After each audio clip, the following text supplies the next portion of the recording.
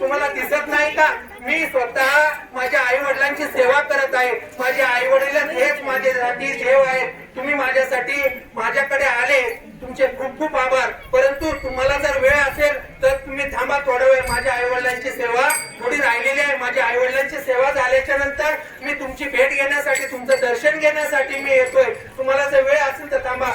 अरे म्हणे कुंडलिका, मी देव आहे, तुला कळतंय का? मी देव असून तुझ्या भेटीसाठी आलोय. अरे लोक हजारो किलोमीटरहून, शेकडो किलोमीटरहून माझी भेट घेण्यासाठी माझ्याकडे येतात आणि मी स्वतः तुझ्याकडे आलोय. तुला वेळ नाही का? हे बघ, तू आला पाहिजे. देवा, तुम्हाला दिसतंय ना मी माझ्या आई वडिलांची सेवा करतोय. तुम्हाला जर वेळ असेल तर तुम्ही थांबा, नाही तर जा. नाही, अरे ये, मी तुझ्या स्वतः नेतृत्व करत खरं आमचे गायकवाड सर आणि मॅडम यांचं सर्वांच्या वतीने कौतुक केलं पाहिजे. खूप निरागस मुलं आहेत आणि या निरागस मुलांनी त्यांच्यामध्ये जसा चिखलाचा गोळा असतो, त्या चिखलाच्या गोळ्यामध्ये जसा दूध आपण टाकल्यानंतर एक मूर्ती तयार होते, तशा प्रकारच्या या निरागस मुलांमध्ये त्यांनी थोडंसं आपलं कौशल्य वापरलं. आणि पाहतो आम्ही पूर्ण कार्यक्रम पाहिला पहा, इतका सुंदर आणि छान अशा प्रकारचा कार्यक्रम त्यांच्याकडनं त्यांनी करून घेतला. खरं तर त्यांच्या दोघांचंही मनापासून मी ग्रामस्थांच्या वतीने, देवस्थानच्या वतीने या ठिकाणी अभिनंदन करतो, त्यांचे आभार मानतो. तसेच त्यांना नेहमीच साथ देणारे आपले हरिभक्तपरायण कुटुंब महाराज आहेत, आमचे कविता महाराज आहेत, तुकाराम महाराज आहेत, अजून एक कंपनीचे सदस्य आहेत, ते सर्वजण साथ देतात.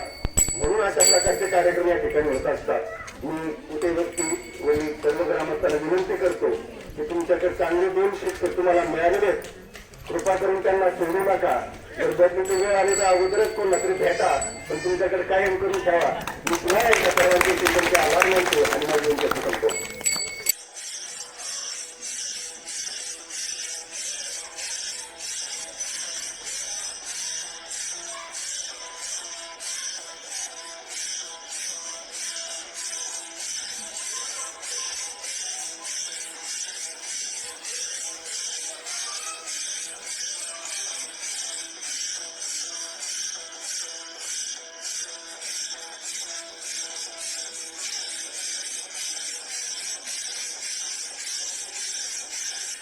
आमच्या चॅनल सबस्क्राईब करा. थँक्यू.